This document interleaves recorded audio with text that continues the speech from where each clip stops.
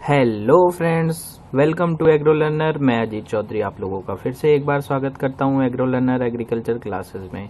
जैसा कि हमारी एग्रीकल्चर की जो 12th क्लास थी उसके 2 क्लासेस हमारी हो गई थी और 3rd क्लास की जो हम बातें कर रहे थे, तो 3rd क्लास में कुछ बातें करने से पहले हम वापस से ही वही जो हमारे लास्ट जो 2 क्लासेस थी उनका जो है टॉपिक डिस्कस कर लेते हैं कि हमने क्या क्या पढ़ा और क्या क्या नहीं पढ़ा उसके अंदर। तो हम बात करते हैं 12th एग्रीकल्चर जो आरबीएससी बोर्ड है उसका हम चैप्टर 1 लेकर आ रहे थे और इस चैप्टर का जो नाम था वो है सस्य विज्ञान, मृदा एवं बीज। इस चैप्टर के अकॉर्डिंग हमने एग्रीकल्चर जो है, एग्रीकल्चर वर्ड किस नाम से है, उसकी जो डेफिनेशन होती है, किस जो एग्रीकल्चर वर्ड है इसका मीनिंग क्या है, उसके बाद में थोड़ी सी एग्रीकल्चर की जो हमारा भारत के अंदर कैसे जो है डेवलपमेंट हुआ एग्रीकल्चर का और कैसे कैसे डेवलपमेंट हुआ उसके बारे में बात की। फिर हम आए जो है हमने डेफिनेशन का पता किया कि जो एग्रोनॉमी है उसकी क्या डेफिनेशन होती है, जो एग्रोनॉमी वर्ड है वो कहाँ से वर्ड आया, और उसके बाद में सस्य विज्ञान का क्या महत्व है उसके बारे में हमने थोड़ा जाना।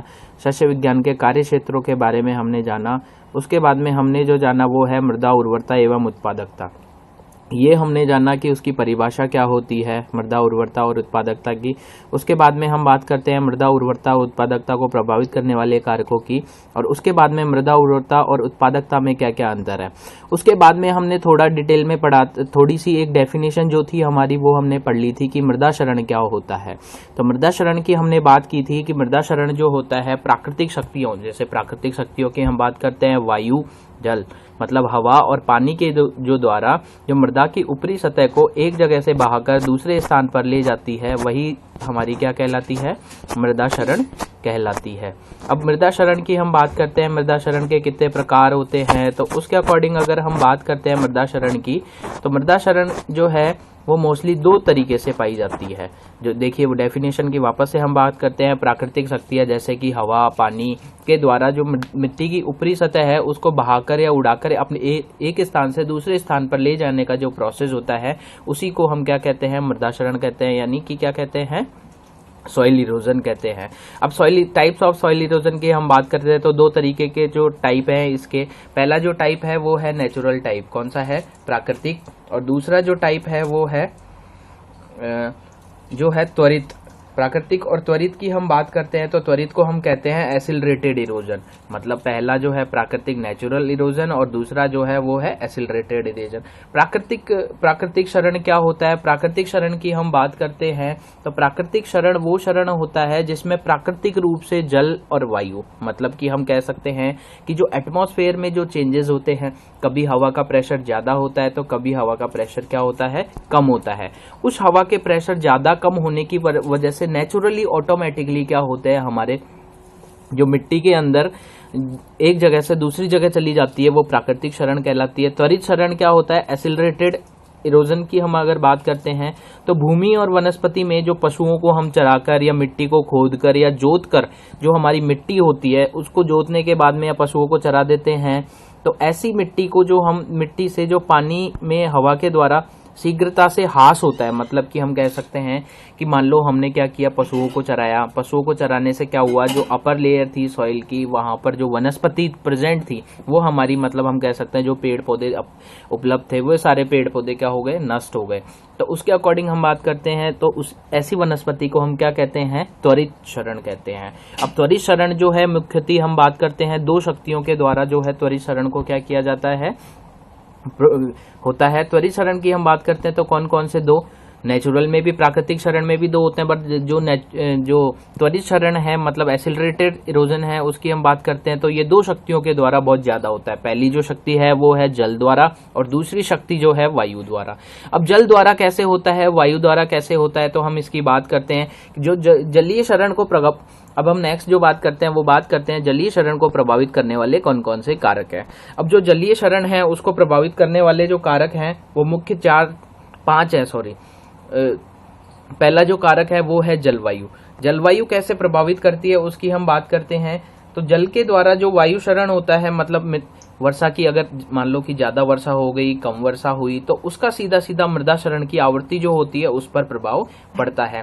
यदि हम बात करते हैं कि अगर बारिश अगर कम होती है तो उस समय पे जो है मृदा के अंदर क्या होता है, ज्यादा वो होता है, शरण होता है। और मान लो अगर ज्यादा भी होती है तो भी उसके अंदर मृदा में क्या होता है, जल से तो शरण नहीं होता पर वायु, वो जो जल से शरण हो जाता है, क्योंकि उसका जो पानी है वो पानी जो क्या करता है, मिट्टी को साथ में बहाकर ले जाता है। नेक्स्ट हम बात करते हैं स्थलाकृति। स्थलाकृति क्या होती है, जो ढालू भूमि होती है उसमें मिट्टी का कटाव क्या होता है, बहुत ज्यादा होता है, क्योंकि पानी जो है वो तेज गति से बहता है। क्योंकि पानी का, देखिए आपको बात बताता हूँ, जितनी ढलान होगी पानी की स्पीड उतनी ही क्या होगी, ज्यादा होगी।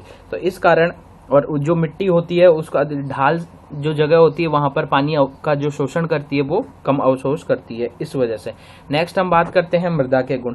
मृदा के गुण की बात करते हैं तो हम बहुत सारी मिट्टियां जो होती है वो उनमें क्या होती है, वाटर होल्डिंग कैपेसिटी ज्यादा होती है, जहां पे जिस मिट्टी में ह्यूमस की मात्रा क्या होती है, ज्यादा होती है।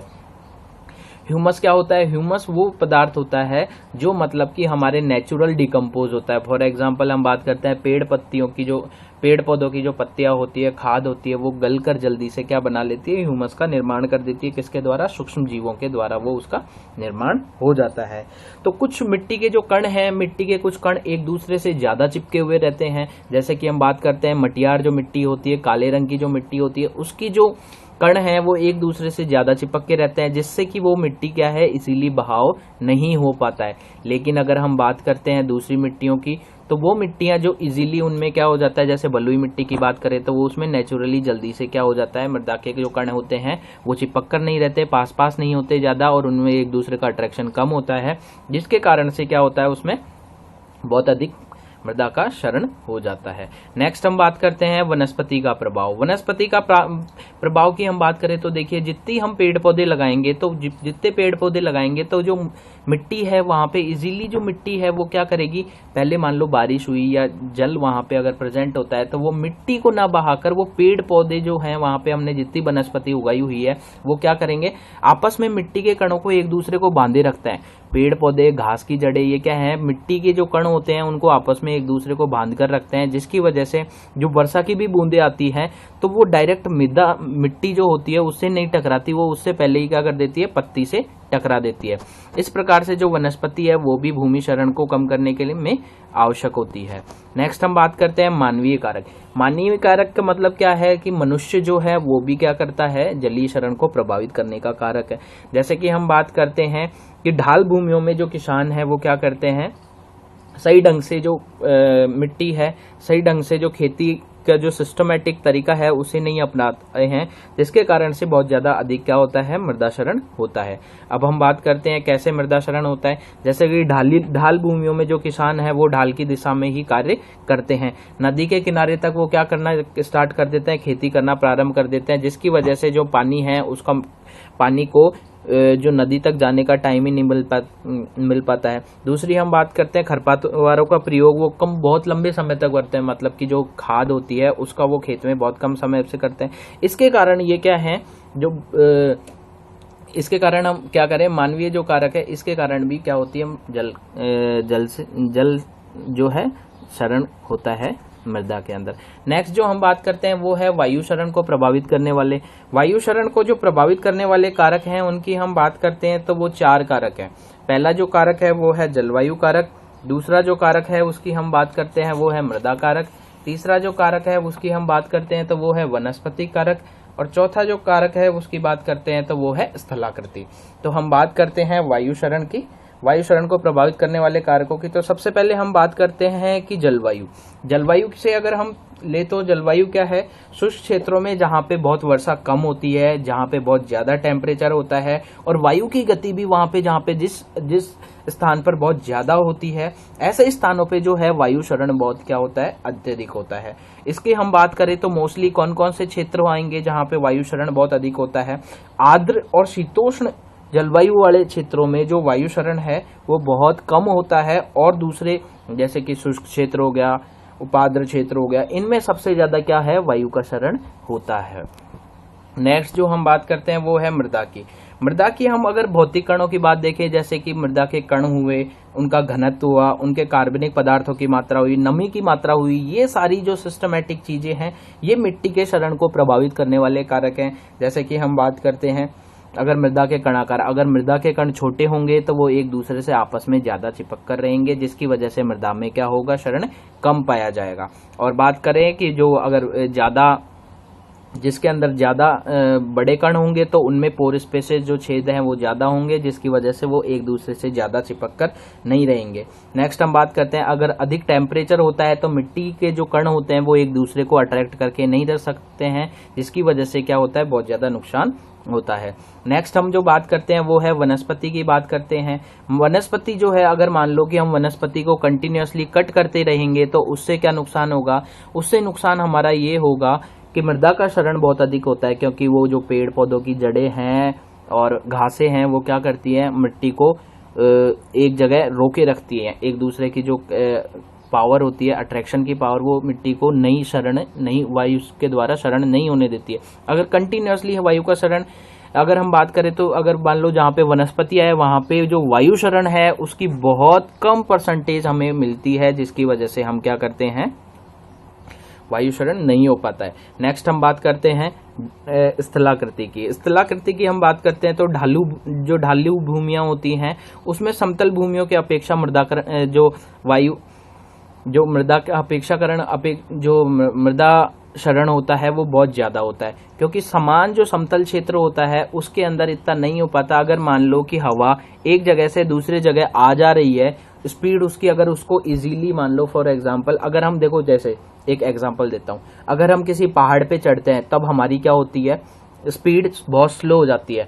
पर अगर हम उतरते टाइम, अगर हम उतर रहे हैं तो उसमें क्या होगा कि हमारी जो स्पीड है वो ऑटोमेटिकली फास्ट हो जाती है। उसका क्या कारण होता है, क्योंकि ढालू स्थितियों में जो वायु है उसका भी क्या होता है, उसका भी प्रेशर होता है। उस प्रेशर की वजह से हम क्या करते हैं, जो हमारा ऑटोमेटिकली हमारी बॉडी का जो बैलेंस है वो ऑटोमेटिकली ढाल की तरफ जाता रहता है। तो इसी अकॉर्डिंग भी हमारा क्या होता है, ये होता रहता है। अब नेक्स्ट हम जो बात करते हैं वो बात करते हैं मृदा संरक्षण। मृदा संरक्षण क्या होता है, मृदा संरक्षण की हम बात करते हैं तो मृदा क्षरण जो होता है, मतलब मिट्टी का जो कटाव होता है, उसको बहुत सारी अलग अलग शक्तियों के द्वारा हम बहने, कटने या उड़ने से बचाने की जो प्रोसेस करते हैं उसको ही क्या कहते हैं, हम मृदा संरक्षण कहते हैं। मतलब हम कहते हैं मिट्टी का बचाव। मिट्टी का बचाव किस अकॉर्डिंग हम करेंगे कि अलग अलग शक्तियां जो हैं, मृदा का जो कटाव होता है, मिट्टी का जो कटाव होता है, उसको रोकने के लिए जो भी हम क्रिया करेंगे उसी को हम क्या कहलाएंगे,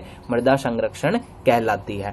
अब मृदा संरक्षण की हम बात करें कि हम कैसे मृदा संरक्षण करते हैं, तो मृदा संरक्षण के लिए 2 विधियां अपनाई जाती है। उन 2 विधियों के अंदर ही हम क्या करते हैं, मिट्टी का संरक्षण करते हैं। मिट्टी को कटाव को जो होता है उस कटाव को हम रोकने का कार्य करते हैं। अब मिट्टी का कटाव किन किन विधियों के द्वारा किया जाता है, मिट्टी का जो संरक्षण होता है उनको किन किन विधियों के द्वारा किया जाता है, तो अब हम बात करते हैं मिट्टियों के संरक्षण की विधियां।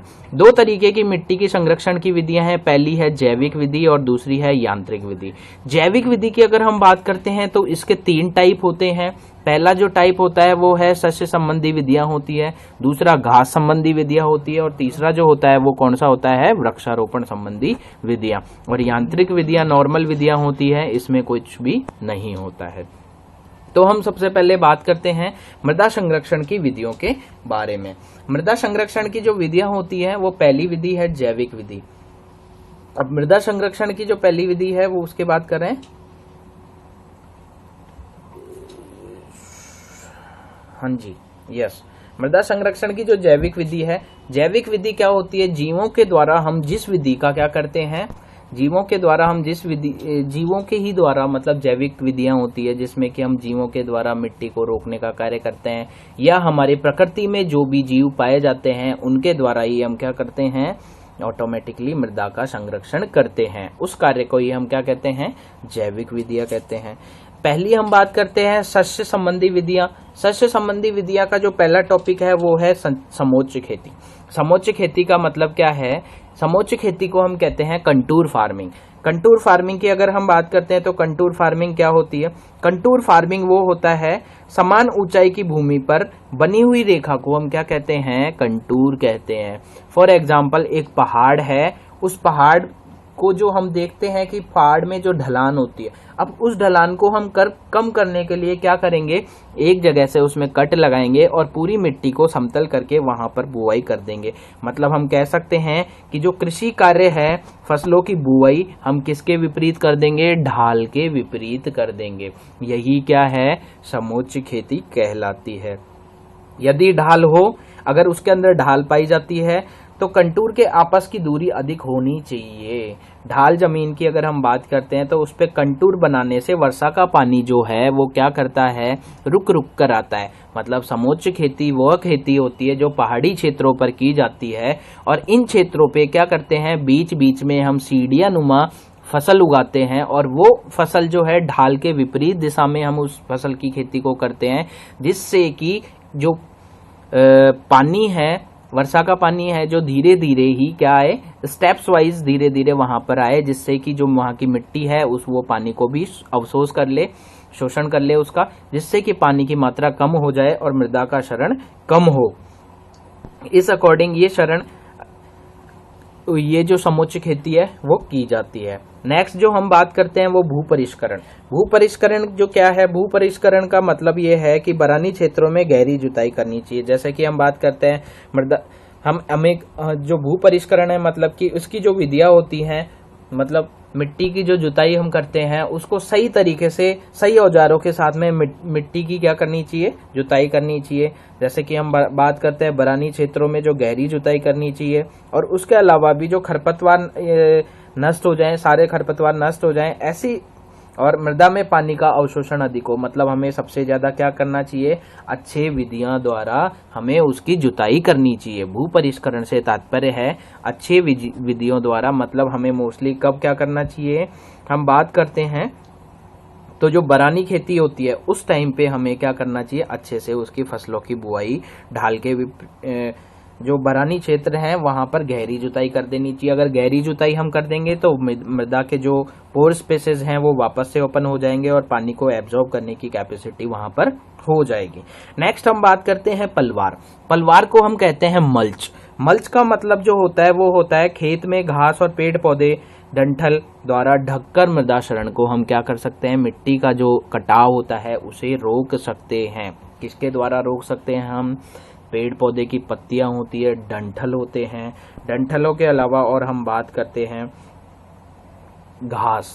खेत के अंदर हम घास उगाकर ऐसे क्या कर सकते हैं, उसमें जो मृदा क्षरण होता है उसको हम कम कर सकते हैं। क्योंकि अगर हम सतह पे के अंदर हम बात करते हैं, सतह के अंदर अगर जड़, तने और पत्ती आदि को मृदा की सतह के ऊपर डाल देंगे तो जो पानी का बहने का जो वेग होता है, मतलब पानी की जो स्पीड होती है वो कम हो जाएगी। और साथ ही अगर कम होने के, क्योंकि वहां पे जो सूक्ष्म जीव वहां पे प्रेजेंट होंगे, और उस सूक्ष्म जीव क्या करेंगे, जो पेड़ पौधे की पत्तियां होती है, डंठल होते हैं, उनको घास होती है, उनको सड़ा गलाकर और वो क्या बना देंगे, ह्यूमस बना देंगे, हरी खाद बना देंगे, जिससे मृदा की संरचना जो है उसको भी क्या होता है, सुधार होता है। नेक्स्ट हम बात करते हैं वो फसल चक्र के बारे में बात करेंगे। फसल चक्र है कि हमें फसल चक्रों का सिद्धांत को मोस्टली ध्यान रखकर ही खेती करनी चाहिए, क्योंकि जिससे हमें क्या हो, अधिक समय तक क्या हो, घास और दलहनी फसलों के मिश्रण से भूमि के खेती कर सकते हैं। इसके अलावा हम बात करें तो अच्छा फसल चक्र अपनाना चाहिए, जिससे कि हम मृदा क्षरण को क्या कर सके, मिट्टी का कटाव है उसको कम कर सके, और जल का जो संरक्षण है उसको भी इस तरीके से अपनाना चाहिए कि मिट्टी का जो है पानी का भी संरक्षण हम कर सकें। ये था हमारा फसल चक्र के बारे में। अब नेक्स्ट हम जो बात करते हैं वो है बी पार्ट, घास संबंधी उपाय। घास संबंधी उपाय क्या है कि मान लो कि बहुत सारे क्षेत्र जो होते हैं वहां पर क्या होती है, फसल चक्र, एक ही फसल को उगाया जाता है, जिससे कि क्या है, मिट्टी के अंदर जो भी सूक्ष्म पोषक तत्व होते हैं वो नष्ट हो जाते हैं।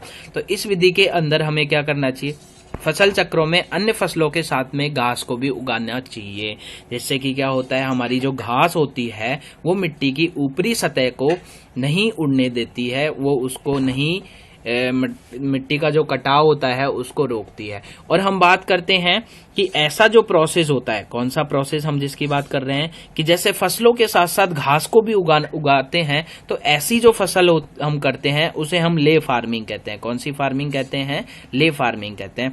और ऐसे स्थान जहां पे मतलब कि बहुत कम क्या होती है, वनस्पति होती है, ऐसे क्षेत्रों में भी हमें घासों को उगा देना चाहिए। वृक्षारोपण की नेक्स्ट सी जो पॉइंट है उसकी हम बात करते हैं। वृक्ष मृदा जो जो पेड़ पौधे होते हैं, वो पेड़ पौधे क्या करते हैं, जो बारिश की बूंदें आती हैं उनको सीधी जमीन पर गिरने से रोकते हैं। मतलब पानी की चोट जो है वो जमीन को सहन नहीं होने देते हैं। जमीन पर जो पानी का बहाव होता है उसको कम करने में सहायक होते हैं। अगर पानी का बहाव ही कम हो जाएगा तो मिट्टी के जो ऊपरी सतह के जो कण है वो बहकर रुक जाएंगे, क्योंकि ज्यादा स्पीड में ही क्या होता है, मिट्टी का कटाव पानी की अगर स्पीड ज्यादा होती है, पानी तेज गति से आता है तो उसमें मिट्टी का कटाव होता है। नेक्स्ट हम जो बात करते हैं मृदा संरक्षण की यांत्रिक विधियों की हम बात करते हैं। तो क्यारी बनाना, क्यारी कैसे बनाएंगे, जैसे हम बात करें तो जैसे कि थालों का निर्माण करते हैं। थाले को क्या करते हैं, थाले के अंदर जल भर देते हैं, जिससे उसकी क्या होती है, स्पीड जो है पानी की, मतलब क्यारी बनाकर हम जो सिंचाई करते हैं उस सिंचाई के अंदर क्या होता है, हमारी जो पानी की स्पीड है उसको हम क्या करते हैं, कम करते हैं। अगर मान लो एक हम छोटी क्यारी बनाएंगे तो उस छोटी क्यारी के अंदर क्या होगा, पानी जो है वो ज्यादा आएगा।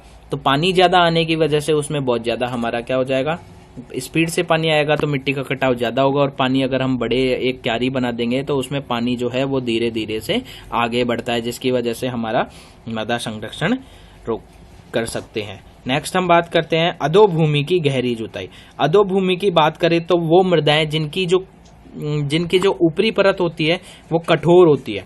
हम बात करते हैं जो कठोर मृदाएं होती हैं उनकी परत को हमें जल्दी से तोड़कर, और उसके जो मृदा है वो जल्दी से क्या करे, जो जल को शोषित करे, जल को अवशोषित करे, और उसके साथ साथ में मृदा की जो जल धारण क्षमता है उसको भी हमें अधिक धीरे धीरे बढ़ाएं। अधोभूमि का मतलब है जिस भूमि की ऊपरी परत बहुत कठोर होती है उसको हमें जुताई करके हमें क्या कर देना चाहिए, उसकी जो ऊपरी परत को तोड़ देनी चाहिए, जिससे हमारा क्या हो, जिससे जो पानी अवशोषित करती है मिट्टी उसकी ज्यादा अमाउंट में हो जाए और जल धारण क्षमता को हम उसकी को बढ़ा देते हैं।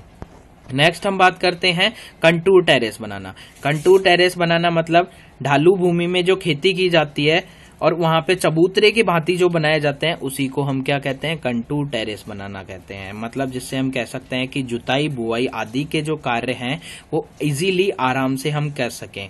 और जो ये कंटूर टेरेस हम बनाएंगे ये क्या करते हैं, ये बिल्कुल जो होते हैं ढाल की ओर जो पानी का बहाव होता है, मिट्टी का बहाव होता है, उसको ढाल की ओर से जाने से रोकते हैं। जिससे क्या होता है, ढाल की ओर जाने से अगर पानी रुक जाएगा तो मृदा का जो अवशोषण होता है वो मिट्टी में ज्यादा हो जाता है।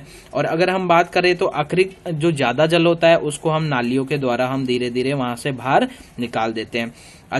जो जहाँ पे ज्यादा ढाल वाली मिट्टियां पाई जाती हैं उस मिट्टी के अंदर यह खेती योग्य होती है, और इस प्रकार से हम क्या कर सकते हैं, इस मिट्टी का जो है संरक्षण कर सकते हैं। लास्ट जो है वो है कंटूर खाई बनाना। कंटूर खाई कैसे बनाते हैं, 60 सेंटीमीटर चौड़ी और 30 सेंटीमीटर गहरी एक लंबाई की खाइया बनाते हैं, जिसमें हम, और ये लंबाई की जो खाइया बनाते हैं इनको एक निश्चित दूरी पर हम क्या करते हैं, ये खोदी जाती हैं और इन खाइयों में पेड़ों की रोपाई की जाती है। मतलब चौड़ाई इसकी जो कंटूर खाई जो बनाते हैं इसकी चौड़ाई होनी चाहिए 60 सेंटीमीटर और जो गहरी होनी चाहिए वो होनी चाहिए 30 सेंटीमीटर। ऐसी समान दूरी पर हम इन खाइयों को बना देते हैं और इन खाइयों के अंदर हम पेड़ों को क्या कर देते हैं, रोपाई कर देते हैं। ये थी हमारी कुछ यांत्रिक विधियां। इन यांत्रिक विधियां थी जिनके अंदर हम क्या कर देते, मृदा संरक्षण की विधियां कर सकते थे। अब हम बात करते हैं कि जल और वायु क्षरण को कम करने के लिए हमें कौन कौन सी कृषि क्रियाएं खेत में करनी चाहिए। तो हम बात करते हैं जल और वायु क्षरण को कम करने के लिए कृषि की जो क्रियाएं हैं वो कौन कौन सी करनी चाहिए। पहली हम बात करते हैं जीवांश खादों का प्रयोग। जीवांश खादों का प्रयोग की हम बात करें, कौन कौन से खादों का, उर्वरकों का इसमें उपयोग नहीं करते, जैसे कि हरी खाद हो गया, वर्मी कंपोस्ट हो गया। वर्मी कंपोस्ट के अलावा जो हमारी खाद होती है जो गाय भैंसों से जो हमें मिलती है, ऐसी खादों का हमें प्रयोग करना चाहिए। हरी खाद सेकंड जो है वो है हरी खाद वाली फसलों का प्रयोग करना, जिससे मृदा उर्वरता बढ़े। अब हम बात करते हैं मृदा उर्वरता कैसे बढ़ेगी। मृदा उर्वरता अगर हम मान लो कि अगर हमारी फसल, हमारी जो मिट्टी है उसके अंदर ज़्यादा क्या है, उर्वरता है, तो वो उसकी उर्वरता होगी तभी तो वो क्या करेगी, जो कण हैं उनको एक दूसरे को ज़्यादा, एक दूसरे से आपस में क्या रहेंगे, ज़्यादा अट्रैक्ट रहेंगे, जिसके कारण से हमारी क्या होगी, मृदा की उर्वरता बढ़ती रहेगी। तो हमारे ऑटोमेटिकली जो एक दूसरे की कैपेसिटी है कैच करने की, पकड़ कर रखने की, वो भी ऑटोमेटिकली क्या ज़्यादा हो जाएगी, जिससे कि जो मृदा के कण हैं वो एक दूसरे को बांध कर रख सकते हैं मृदा उर्वरता बढ़ने से। नेक्स्ट हम बात करते हैं नमी की मात्रा को संचित करना चाहिए। अगर मान लो हमारी मिट्टी में अगर नमी की मात्रा एक फिक्स टाइम पर, एक फिक्स उसके अंदर है, फिक्स अमाउंट के अंदर है, नमी की मात्रा बनी हुई है, तो मान लो अगर जो मिट्टी गीली होती है जिसमें नमी की मात्रा अच्छी होती है, तो वो जो नमी की मात्रा होती है, पोर स्पेसेस वहां पर होते हैं, जो छेद होते हैं मिट्टी के कणों के बीच में जो छेद होते हैं, वहां पर नमी की मात्रा होने से ऑटोमेटिकली जो दोनों कण हैं मिट्टी के आपस के, जो एक दूसरे कण हैं वो एक दूसरे को पकड़कर बांधकर अच्छे से रखते हैं, जिसके कारण से भी हम क्या कर सकते हैं, जल और वायु की क्षरण को कम कर सकते हैं। नेक्स्ट हम बात करते हैं सतह पर पलवार का प्रयोग, मतलब मल्चिंग। मिट्टी के ऊपर हमें क्या कर देना चाहिए, हरी खादें उगा देनी चाहिए, घासें उगा देनी चाहिए। घास के अलावा जैसे कि हम पेड़ पौधों की पत्तियां होती है, डंठल होते हैं, या हमारा बात करें तो घरों से जो वेस्ट मटेरियल होता है, वेस्ट मटेरियल से बात करें जैसे कि फलों के छिलके,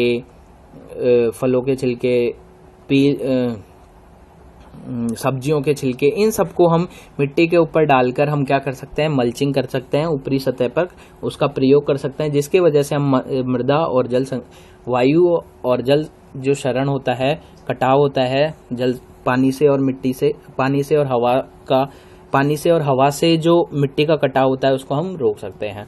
नेक्स्ट जो है दाल वाली फसलें और घासों को उगाना। दाल वाली फसलें जो हैं वो क्या करती हैं, नाइट्रोजन फिक्सेशन का काम करती है, और घासें भी अगर हम उनको उगा देंगे तो वो मिट्टी के जो ऊपरी सतह होती है उसके कणों को एक दूसरे से अच्छे से पकड़ कर रखते हैं, जिसकी वजह से वहाँ पे मिट्टी का कटाव नहीं हो पाता है। भूमि को पड़त नहीं छोड़ना। हम क्या करते हैं कि हमारी जो मिट्टी होती है, हमारा जो खेत होता है, उसको हम अगर वहाँ पे कुछ नहीं हो रहा है तो हम उसको नॉर्मली ऐसे ही छोड़ देते हैं। ऐसा हमें नहीं करना चाहिए, जिसकी वजह से क्या होता है, अगर ऐसा करते हैं हम तो धीरे धीरे मिट्टी के अंदर जो भी हम बात करते हैं, जो भी उर्वरक पोषक तत्व वहाँ पे थे वो क्या करते हैं, धीरे धीरे जल और वायु के जो मिट्टी का जो कटाव होता है, उस मिट्टी के कटाव से वो वहां से बहकर दूसरी जगह पर चले जाते हैं। इस वजह से हमें मिट्टी को पड़त नहीं छोड़नी चाहिए। मतलब या तो हम उसमें घासें उगा सकते हैं या ऐसी भी कोई फसल उगा सकते हैं, हरी खाद वाली फसल भी हम उगा सकते हैं। पर नेक्स्ट हम जो बात करते हैं वो है पशुओं की चराई को कम करना, जिससे भूमि पर घास उग सके। आजकल क्या है कि जो लोग हैं वो क्या कर रहे हैं, डेली ज्यादा प्रॉफिट वाली घासें हैं, मतलब कि खुद के प्रॉफिट के लिए जो प्रकृति में जो सारे उत्पादन हैं उनको धीरे धीरे नष्ट कर रहे हैं, प्राकृतिक जो घासें हैं उनको नष्ट कर रहे हैं। तो इसकी वजह से पशुओं को जो चराने ले जाते हैं हम, उसको कम कर देना चाहिए, क्योंकि घासें जो हैं वो पशु खा जाते हैं, उसके बाद में वहाँ पे मिट्टी के ऊपर जो है कोई भी प्राकृतिक वनस्पति नहीं होती, और प्राकृतिक वनस्पति अगर नहीं होगी जिससे क्या होगा, हमारी मिट्टी का जो कटाव है वो ज़्यादा हो जाएगा। इस वजह से ही ये हमारा क्षरण को, हम जल और वायु क्षरण को कम करने के लिए, ये हमारी कृषि क्रियाएं थी, इस अकॉर्डिंग हम जल और वायु क्षरण को हम कम कर सकते हैं। सो क्लास, आपको ये वीडियो पसंद आई होगी तो please like my videos and subscribe my channel agro learner agriculture classes. और हाँ, आप लोग बहुत सारे स्टूडेंट्स के कमेंट आ रहे हैं कि सर टाइम क्या है क्लास का, और भी बहुत सारे इश्यूज़ के जो कमेंट आ रहे हैं। आप लोगों के लिए मैंने फर्स्ट वीडियो डाली थी जिसमें बेसिक इंट्रोडक्शन डाला था बैच के रिगार्डिंग, तो आप उस वीडियोस को देखें और कमेंट ना करें इस अकॉर्डिंग, क्योंकि सारी जो जानकारी है आपको वहां पर मिल जाएगी। और उसके अलावा आप लोगों के लिए टेलीग्राम जो चैनल है, टेलीग्राम, वहाँ पे आप जाके उस चैनल को ज्वाइन कर सकते हैं। हमारा जो चैनल है टेलीग्राम चैनल, वो है एग्रो लर्नर एग्रीकल्चर क्लासेस नाम से चैनल है। टेलीग्राम ऐप पे जाके आप और उस चैनल को क्या कर सकते हैं, ज्वाइन कर सकते हैं। आपके नोट्स वहाँ पे अवेलेबल होंगे, और भी बहुत सारी इन्फॉर्मेशंस जो आप एग्ज़ाम से रिलेटेड और आप लोगों के सिलेबस से रिलेटेड वो वहाँ पे आपको मिल जाएगी। Thank you.